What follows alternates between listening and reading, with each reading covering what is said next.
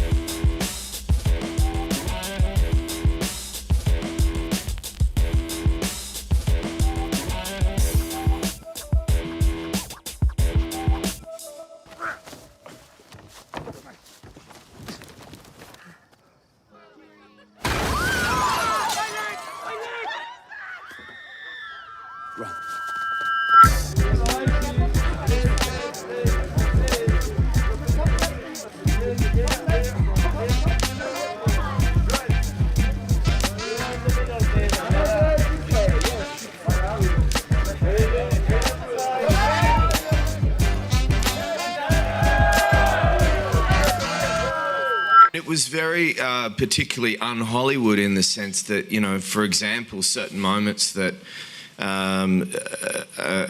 to me a lesser screenwriter or someone really drawn into the patina of Hollywood may have rearranged the truth in order to make it more Hollywood. Let's have them high-fiving each other in the courtroom and, you know, having a party to celebrate themselves. And there was something just very simple about the truth that allowed us to have a very nice guideline to find our way into the story. I bought it.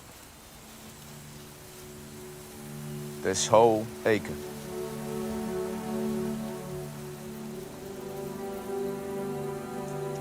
I'm gonna build you a house. Right here.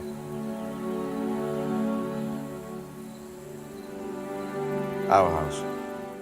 Nancy Bursky made a wonderful documentary that aired on HBO called The Loving Story. And my agent approached me and said, this group is wanting to turn this documentary into a narrative film. So the first thing I did was look at the trailer. And the trailer's great. You know, the trailer made me cry. And I sent it to my wife. And she wrote me an email back because I was traveling for work. And she said, listen, I really love you, but if you don't make this movie, I'm going to divorce you. And so that was it. Ruth was the first actress that we auditioned for this. And she came in and completely embodied Mildred Loving. Sarah Green, my producing partner, and I, we just looked at each other and kind of like, is that it? Do we need to see more?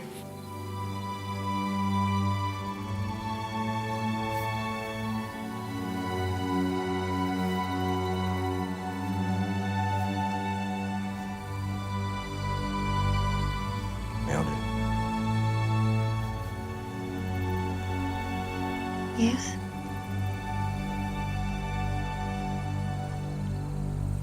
Would you marry me? It seemed to me the best way to get to the heart of all of this is to just talk about these people.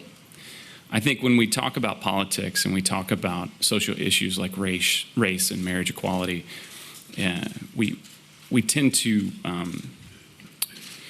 start to just join our platform thinking. You know, you're conservative, you're liberal, you go to your corners and we're going to spar based on these political ideas that are just ideas. They aren't attached to anything specific. So we can talk about, you know, bathroom laws and all of this ridiculousness because it's not attached to people.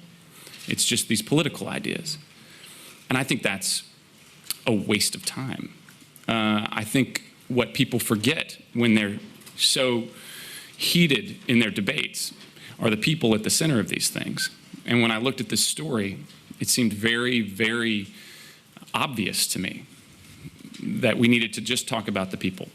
I truly believe this is one of the most pure love stories in American history.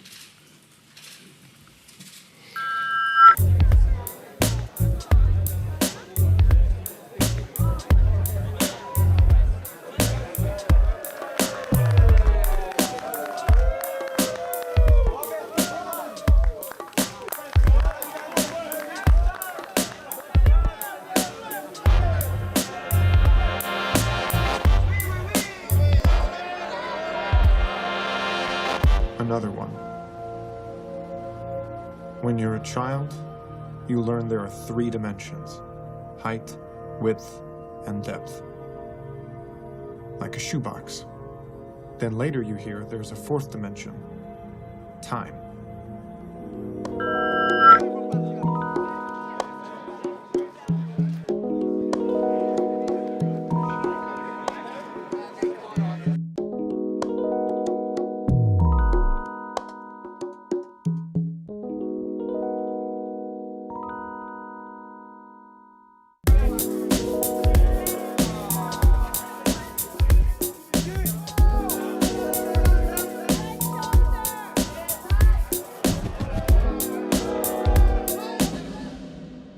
I remember when I was 12, I watched Coffee and Cigarette in Iran by like a TV program passing by the Islamic Republic channel, and I discovered that in Iran. And as I was a teenager, very young teenager, I learned Jim Jarmusch's name, and I was saying, my favorite director is Jim Jarmusch, Jim Jarmusch.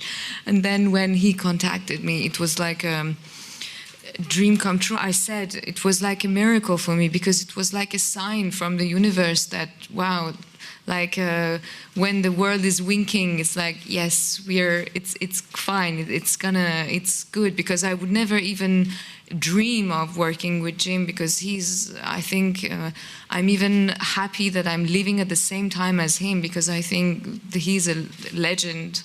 I love going into a dark room with strangers and entering a world and experiencing it together on a big screen. So maybe I'm a dinosaur in that way, I don't know. I think there are still many people who love that and love it as a form.